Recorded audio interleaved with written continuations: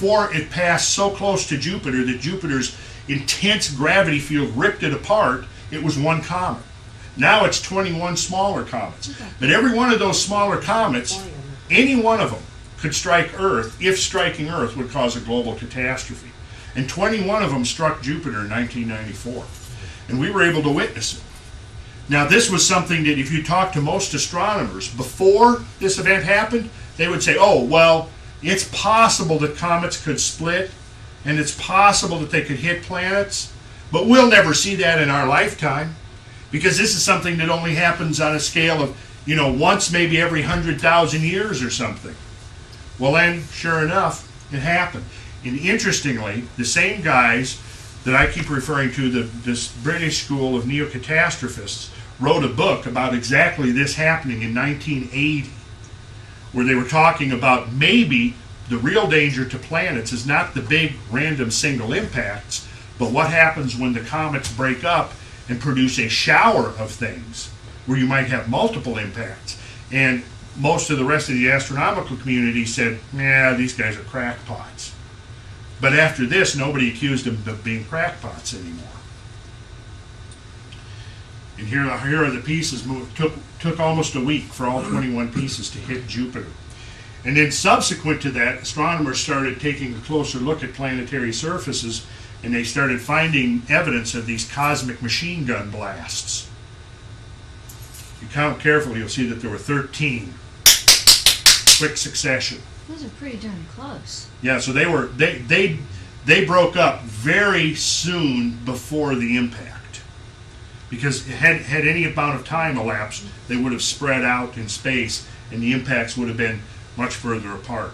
Is that the moon? It could have been one. This is the moon. Yes, this is the moon. Interesting. 13 and 21 are Fibonacci numbers. Yep. Here's another one. They're showing up on all the solid planetary surfaces in the inner solar system. These crater chains are now starting to show up. And you've seen this, so I won't spend any time on this. Some of you have probably not seen this. This was an object, a cosmic object, skipping off the atmosphere back in, I think it was 73 or 74. It was in the 70s anyway. This is the Tetons, and the astronomers that looked at this estimated that the size of that thing was about 100 feet in diameter, which makes it 2/3 the size of the Tunguska event. The Tunguska object was about 150 feet in diameter.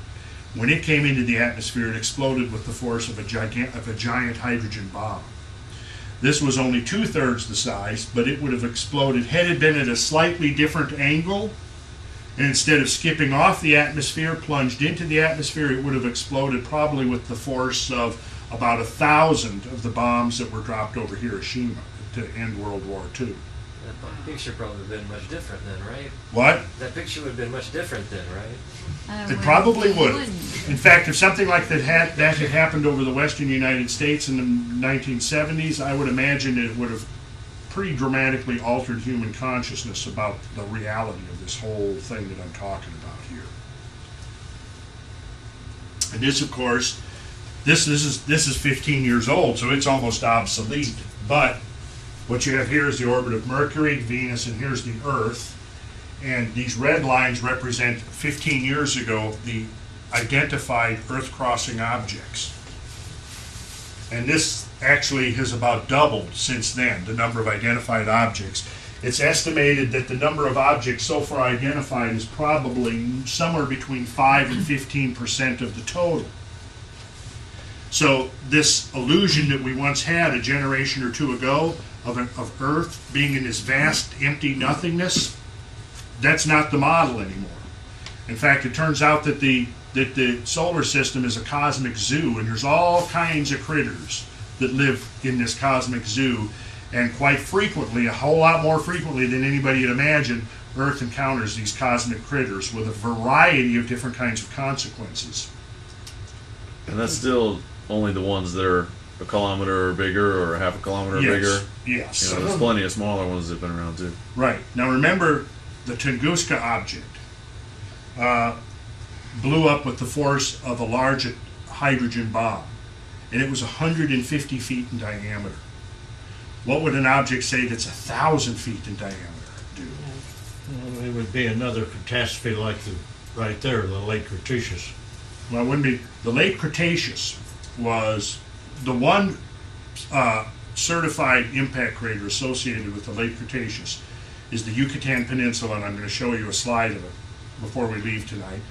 And it's about 170, 180 miles in diameter, and it's estimated that the object that struck, that created that crater, was 6 miles in diameter.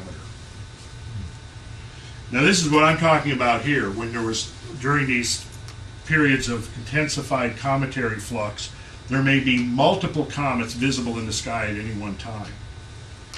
And it is believed now that Earth was undergoing an episodic bombardment during the late Cretaceous when the dinosaurs were exterminated.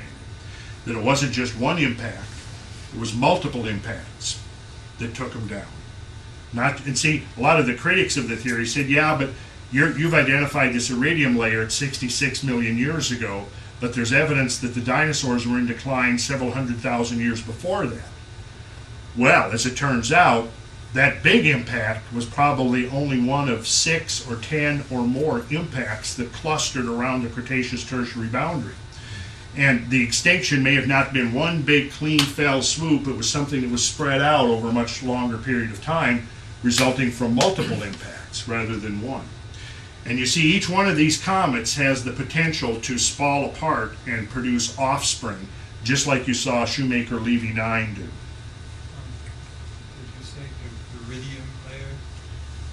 The iridium layer, So yes. when we find very rare elements, it's often because of celestial impacts. Exactly. And that was the clue that they first discovered back in the late 70s, associated with the layer, the Cretaceous Tertiary layer, which was the boundary marker across which dinosaurs didn't survive. And right at that layer, capping it, was this cosmic dust. This is what I was talking about, the Oort cloud, the spherical shell, surrounding presumably most stars, certainly surrounding our own sun, and it's comprised of billions of comets. Now we got to imagine here that this distance here might be several light years out away from the sun. And the whole planetary system is concentrated way down here at the center. And if we zoom in and take a closer look, see, then we'll see the inner zone of the Oort cloud, and then we have this Kuiper Belt, which is this flatter area, also consisting of billions of comets. And if you look here, you'll see that here's the planetary orbits. So this zone of comets exists just outside the planetary orbits, and it's the alignments, this is the theory now, and it makes sense, that the alignments of the outer planets are essentially, when they combine their gravitational force fields, they suck in the comets from the inner zone of the Kuiper disk. And that's what sends them on their journey sunward. And then, of course, they become Earth crossers, or potentially Earth crossers. Or the large comets break up and produce multiple small comets. There's supposed to be a big lineup around 2050 or 2055, isn't there? Planetary alignment? Right. There's supposed to be 4 or 5 of the planets will be within a zone to do that. Okay. I think 2050, 2055, right along in there is what I've read. Okay. Now, after Halley came through last time, we did some of our most intimate comet studies on the Halley nucleus, and what we discovered, now the Halley nucleus is about 25 miles in diameter, which is large but not that big. A cometary nucleus can be up to 100 miles in diameter. And in a cross section, this is kind of what it is. It's a lot of heterogeneous material frozen into this icy matrix. Now, if you have a 50-mile in diameter comet, each of these objects is a potential planetary killer, the large ones that are 1 to 5, or say 1 to 10 miles in diameter. Then you have the smaller stuff, like an object the size of a Tunguska. If this was a 50-mile thing here, an object the size of Tunguska would be one of the specks. One of the dots? One of the little dots, yeah. You know, you can imagine if a comet nucleus like this comes in and begins to disintegrate, what it can do to to the zone of space through which the Earth is passing. And see, the realization that this is part of the natural conditions of life on planet Earth just hasn't dawned on people till the last decade or two. And still, it's only a small handful of scientists that have really grasped the implications of this. Everybody else on the planet is proceeding along in happy oblivion to the cosmic reality that we're faced with and that our ancestors on this planet were confronted with numerous times. And in fact, you know, a corollary now or byproduct of the insights gained by the School of British Neo-Catastrophism is historical catastrophism, and the realization that many of the past civilizations on this planet disappeared not because of, you know, internal strife or political this or sociological that, but they were actually wiped out in natural disasters caused by encounters with things from space. Now, 10 or 20 years ago, you proposed such an idea, and all the critics would laugh and say, that sounds like a Star Trek episode. Well, the difference between now and, say, 20 or 25 years ago is that there's a huge amount of evidence that basically shows the Star Trek episode may be closer to reality than this steady state, quiet vision of things that the critics were imagining was the case.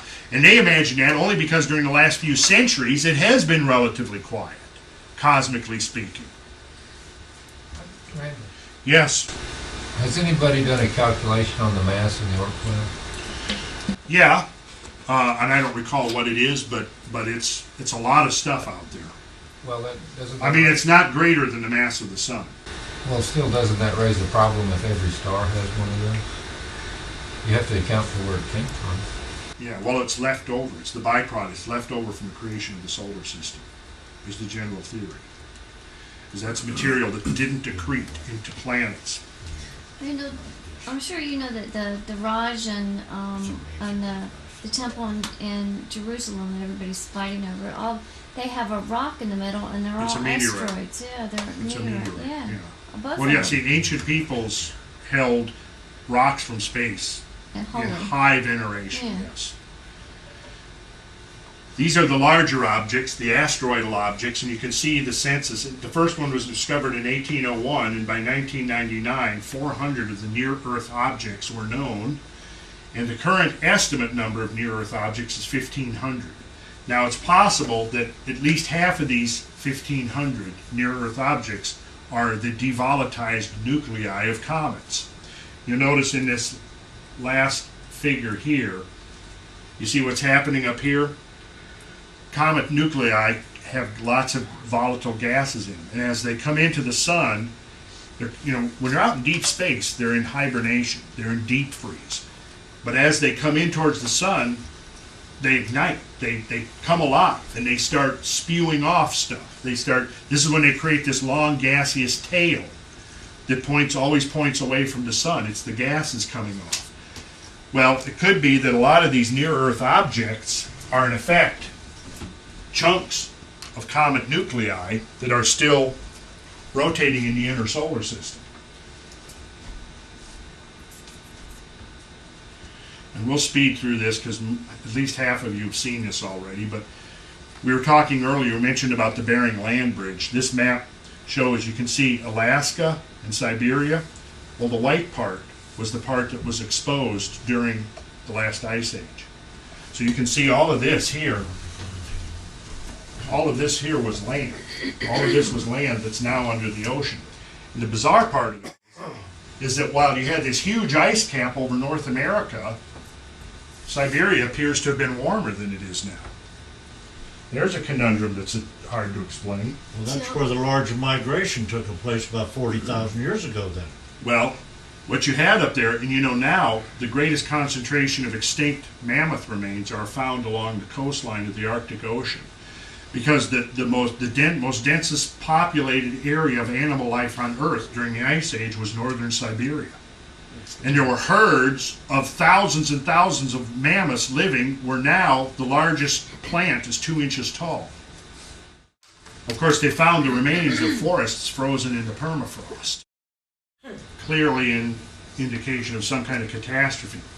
And here are arrows that are showing the path of entry of the object which blew up.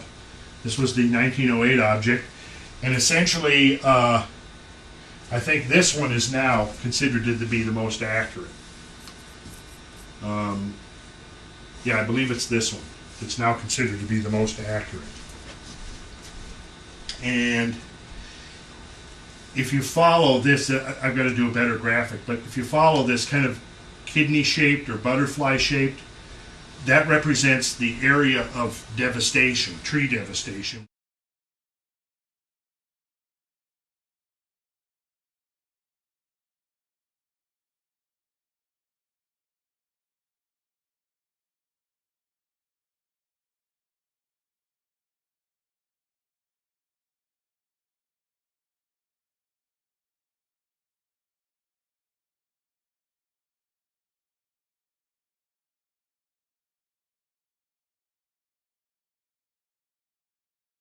Here is the most famous picture taken, and this is taken over 20 years after the explosion, when Leonid Kulik finally got there. He was the first scientist to get to the site of the explosion, over 20 years after it happened. So when he got there, after tremendous hardship, because it was very far removed, he discovered that for as far as the eye could see, this great taiga forest had just been mown over like grass by a giant mower. You know, millions and millions of trees just completely flattened or stripped of their branches. And there's just so many bizarre things about this story. But we've covered in here, and I'm not going to reiterate all of it tonight because I'm trying to get on to some new stuff. You can see here, let me find some, under the epicenter, they found a whole series of shallow elliptical depressions. Now this is a key piece of evidence because, remember, what was different between the Tunguska object and a normal meteorite impact? It exploded in the This air. was it was an air explosion. It was an air burst. It was an air burst. 5 miles up, it was an air burst. And it was this cone of intensely pressurized air, came down, hit the forest, and just flattened it. Flattened it out in a radial pattern from the epicenter. But right under the epicenter were a series of these elliptical holes. Let me see if we can see some of them. You can see a few of them out there filled with water. And then right immediately under ground zero, there was nothing. It was just, everything was completely incinerated, turned to ash and dust. Let me get through here. You can see some of these elliptical holes in some of these old photographs. And here's one of them. What was the significance of the elliptical holes?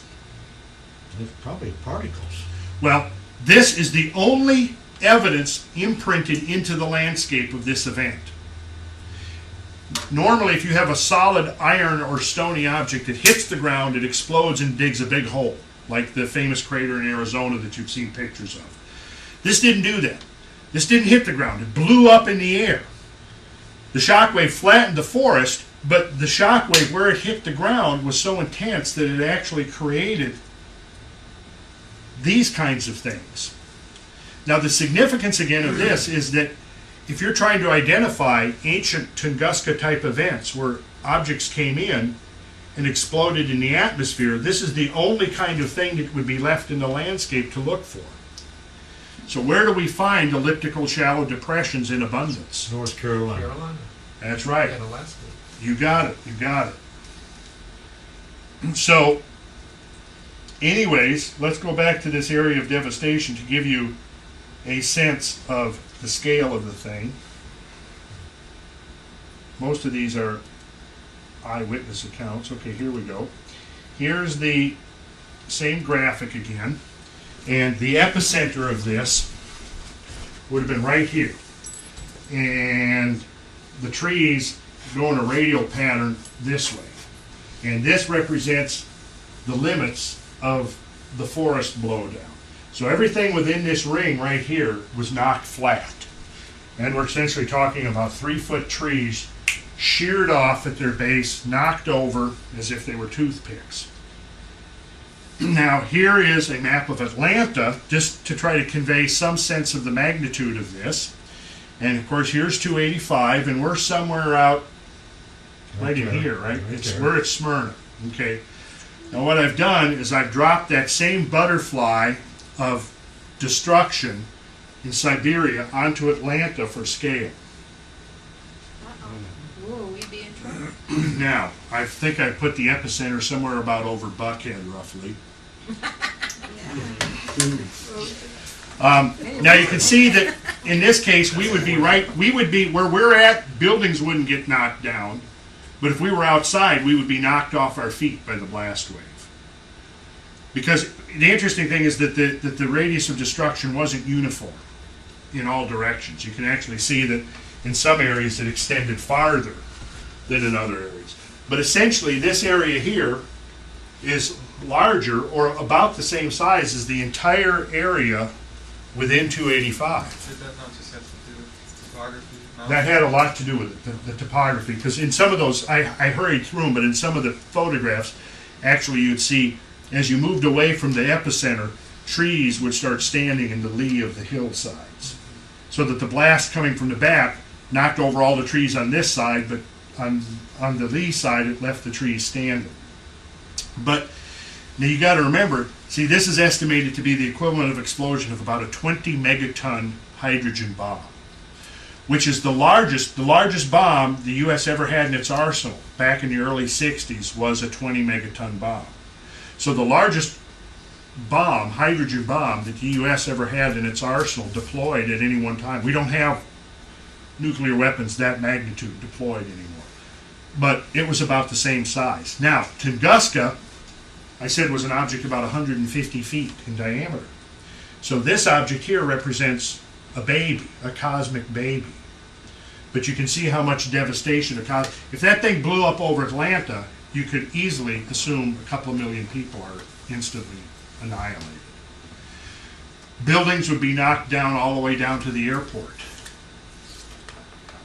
People as far as Macon, Georgia would be knocked off their feet by the blast wave. That's how powerful it was. Now, what the British School of Astrophysicists, of Neo-Catastrophists, is surmising is that they are looking at evidence and assembling evidence that would suggest there have been episodes in the past where there may have been multiple Tunguskas all happening at once. Maybe even hundreds or perhaps thousands. Swarms of Tunguskas. And the thing about that is a swarm of Tunguskas isn't going to leave the kind of graphic evidence in the landscape like a big impact does. And so what the inference is, the implication is that we've perhaps far underestimated the amount of encounters between Earth and things from space. Do you call them Neo-Catastrophists? Neo-Catastrophists, yes. To distinguish them from the Paleo-Catastrophists. Well, I read an article the other day, they said they've identified now over 200. 12 miles in diameter, that's 2.5 miles down. And it's only about 5,000 years old. The way they discovered it was they discovered evidence in Madagascar and Australia and New Zealand for tsunami waves that were over 600 feet high. And by studying the deposits, they were able to determine which direction the tsunami came from. And when they went and looked at that zone in the Indian Ocean, at the bottom of it, there was a 12-mile hole.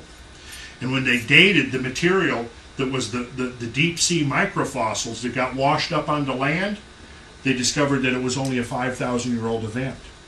Now, think about that. We're talking about an object perhaps 1 to 2 miles in diameter falling in the Indian Ocean. Do you know what would happen if a 1 or 2 mile object diameter fell in any ocean on the world today? You could probably conservatively estimate that 1 billion people would be dead within a week. Now that's what we're talking about here. And this is what was being claimed to be Star Trek 20 or 30 years ago. But every bit of evidence that has accumulated since then has shown over and over and over again that this is very much a reality, and that we human species living on this earth are living under a cosmic timetable. Isn't the evidence right now something like there's a situation like that every 50,000 years back through the history of the earth? Oh, yeah, I mean, the further back we go, when you go back millions of years ago, Yeah, there's a lot more than there is now. well, you can see that, you know, a big event like the Cretaceous Tertiary, where you have something the size of Mount Everest slamming into the earth, moving 20 miles per second. Okay, that creates a hole that might be 100 miles deep, ultimately, and 300 miles wide. And that's what essentially wipes out 3/4 of all life on the planet. Now, something like that occurring is probably not going to happen anytime soon. No. However, what is far more likely to happen is a much smaller event that, you know, wouldn't necessarily exterminate 3/4 of life on the planet, or even 1/4, even 10% of life on the planet, but could very effectively put human civilization right back in the Stone Age. And of course, we're not going to go back to the Stone Age without losing at least, you know, 25 to 50% of the planet's population, if not more. Take care of the wars, huh? It certainly would. Randall, Yes. question. How old did they say the crater in the Indian Ocean was? About 5,000, between 5,000 and 6,000 years old. Would there be a connection between that and the Noah's flood? Well, until I learned about that, I was always assuming that the Noachite flood account had its roots back in the Ice Age, and the massive flooding that occurred at the end of the Ice Age when sea level came up 400 feet. Now I believe, following Plato and the Egyptian priests that talked to Solon, that there had been multiple floods, and the flood of Noah and Deucalion were only the most recent floods. If you study a map, and I'm going to do this, put together a map showing Burckle Crater in the Indian Ocean, if you've got 600-foot tidal waves moving out from that crater, they're certainly going to go all the way to the northern end of the Indian Ocean, and they're going to move right up the Persian Gulf. Now, all the evidence suggests that Noah's flood, based upon the flood layers excavated by Sir Leonard Woolley, shows that some massive wave came from the south. Now, most of the critics of his assumption that that represented a Noachite flood said that, well, okay, what this represented was a regional flood because it's certainly not global in extent, which is true. But it is evidence that perhaps a very large flood wave moved up the Persian Gulf and swept up perhaps as far as Armenia. And what we're seeing, when we see the rise of the Sumerian civilization, what we're seeing there is the date given for the rise of the Sumerian civilization shows up between 300 and 500 years after the Burckle Crater event. So it's almost like human history. What we're perhaps seeing there is the rebooting of human history in the aftermath of that particular event. And why does it say that the force regenerates very fastly? It's a couple slides back. What does that mean? Well, that gets into the whole biological aspect of it, that, you know, there may very well be something introduced into the into the biosphere that can cause accelerated mutations. Like biologic, or is it the minerals, the iridium, that speeds things up? Good question, and that's something that I think is one of the next big important things that needs to be addressed, is the fact that there may be cosmic forces driving what we think of as Darwinian evolution, and this may be the thing that reconciles the creationists with the Darwinists, is that it's not a completely random process, but is actually being governed by extraterrestrial sources of energy and material that is being introduced into the biosphere by comets. You know, Elizabeth, the other thing, since we were talking about extremophiles earlier, those extremophiles have a sequenceable DNA, and even if they don't take a hold in your body, it could be some of the DNA could be mutagen. You could have a DNA transfer into your body. It could hybridize between something that's not an extremo. There's all kinds of stuff. All kinds of DNA possibilities. And we're only just on the threshold of beginning to learn about this. Yeah. But I definitely think this represents the emerging paradigm shift in trying to explain not only, you know, the mass extinctions and great convulsions in life within the history of the Earth, but also what happens in the aftermath because after the KT boundary event, you had 3/4 of all the species eliminated. Then after a hiatus, suddenly, as if by magic, you had this what the biologists refer to as a rapid speciation event, where all of a sudden these vacated ecological niches suddenly became filled with all of this incredible diverse animal and plant life that wasn't there before. Where did that stuff come from? Well, it may be something that was, again, triggered by something whose ultimate source was extraterrestrial. Here's just a little to kind of convey the idea. This is going back from the late 80s up until about 2004. And each one of these represents close encounters that, again, the vast majority of humanity is just oblivious to this. That, this was in 2000. 9 objects have come close to Earth since 1991. That was in 2000, right? Current predictions for the number of potentially dangerous asteroids have been underestimated by at least 20%, say astronomers. According to recent calculations, there are between 750 and 900 asteroids circling the Earth with the potential to cause devastation on impact. But a researcher at the U.S.-based Massachusetts Institute of Technology says these predictions should be revised upwards on the basis of new data. And then right after that, we had on Saturday, 23rd of December 2000, an asteroid made a close approach. A large asteroid, 45 feet. Notice, 150 feet in diameter. What's that the same size as? Tunguska, yeah. Earlier that year, study raises number of dangerous asteroids. Scientists worry over, here's a year later in May,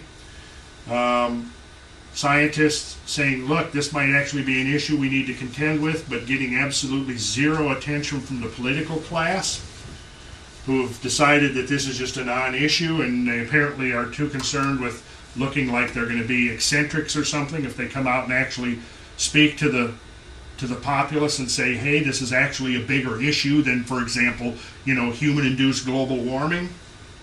Or Britney Spears? Well, maybe not bigger than that. Because after all, she is a human being. Okay, January 9th, 2002. How many of you remember that, right? That huge asteroid narrowly misses Earth? My guess is probably nobody. It was only 984 feet across.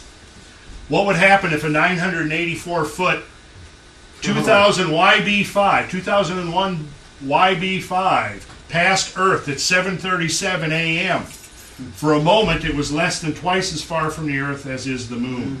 Scientists were unaware of its approach until a month ago, when it was spotted by an American observatory dedicated to tracking near-Earth objects.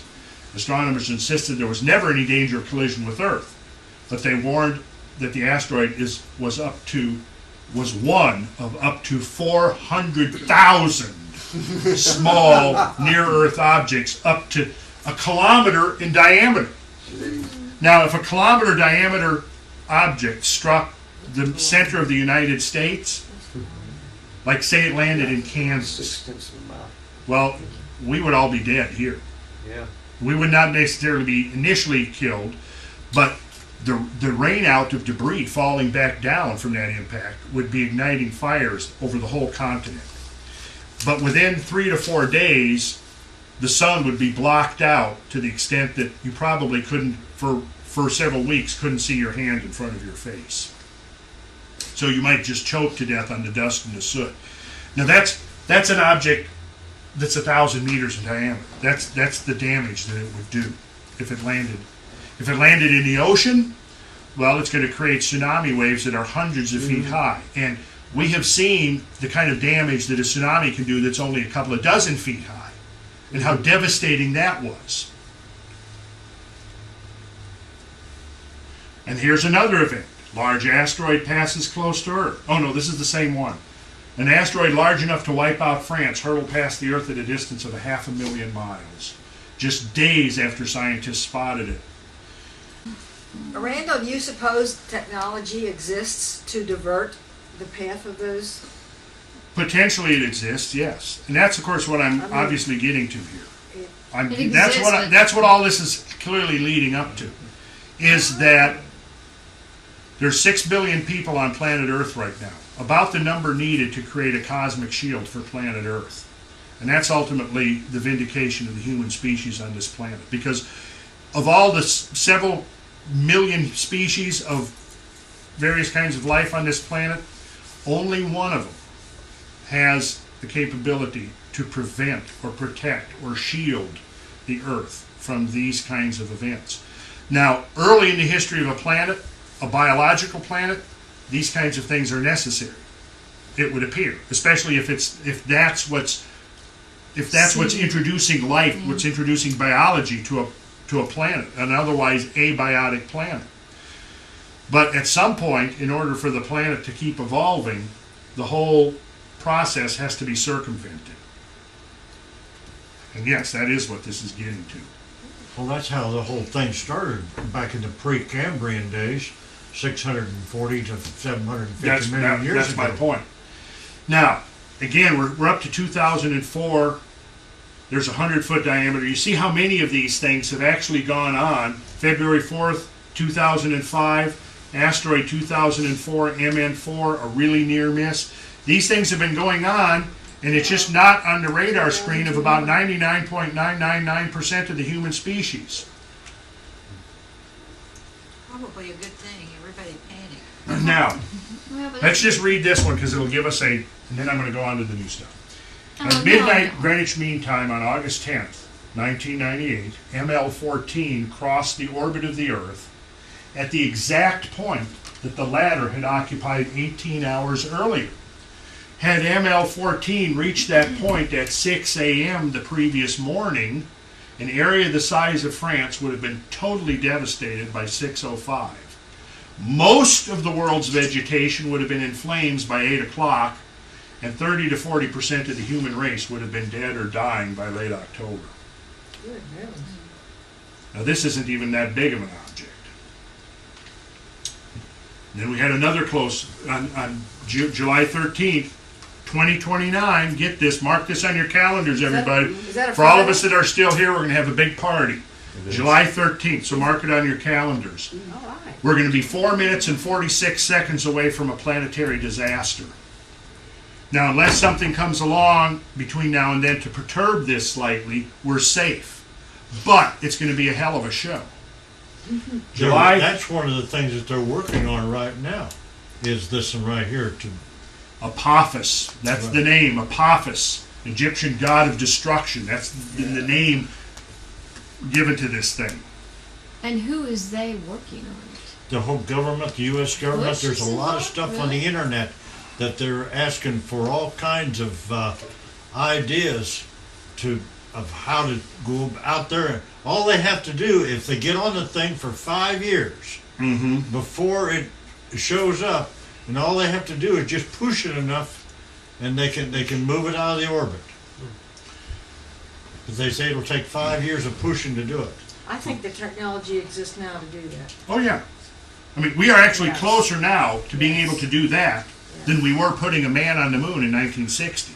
So why can't they use a Star Wars defense as Star Wars defense of big rocks? Well, interestingly and ironically, that is one of the upsides of Star Wars research, exactly. is That's what it because should all be. of that is giving us technologies that would ultimately allow us to deal with a cosmic threat like this. But they'll scare the stew out of us prior to. Friday the 13th, that's the day. What is it? Right. Lovely. And then, briefly through this, let me get to the... Is it 29? Now, here's a quote from the British Neo-Catastrophists. This is new, Paul. This is new. Okay, a new quote. You've never seen this before. All right. Here's notice here, Victor Klube and Bill Napier in The Cosmic Winter. That was the book I told you about a month ago that you couldn't get now for less than $100. Long out of print. 1990. This is what they wrote. After discussing the sudden collapse of ancient civilizations and focusing in on the collapse of civilization in the Middle East, they commented this in their book. They said, complementing such an observational program, A fresh exploration of the past, armed now with the new astronomical understandings, is also necessary, not just for its own sake, but also to arrive at a better understanding of the risks. For example, one would like to find physical evidence to confirm or deny an astronomical catastrophe in the Near East in the second millennium BC. Now, at 1990, Klube and Napier were still considered on the fringe. Now, these were the guys who were predicting in 1980 that the real threat to Earth was fragmenting comets that created a whole big array of debris, a swarm. Well, with Shoemaker-Levy 9 in 94, they were pretty much vindicated on that account. Now, this is in 1990. They're still considered crackpots, right? Saying, we would like to find astronomical evidence associated with the collapse of civilizations in the Middle East in the second millennium BC. Well, then look what happened in 2001. Scientists have found the first evidence that a devastating meteor impact in the Middle East might have triggered the mysterious collapse of civilizations more than 4,000 years ago. Studies of satellite images of southern Iraq have revealed a 2-mile-wide circular depression which scientists say bears all the hallmarks of an impact crater. If confirmed, it would point to the Middle East being struck by a meteor with the violence equivalent to hundreds of nuclear bombs. Now, if this did in fact happen, and I'm going to guess I would put my money on it, because so far I've been betting all along for 20 years that the catastrophists are right, and I haven't lost yet. If this turns out to be correct, well, this is really a major impetus of history that has been completely overlooked. You will not open any history book on the history of civilization and find any reference to early civilization suddenly being aborted by a meteorite impact.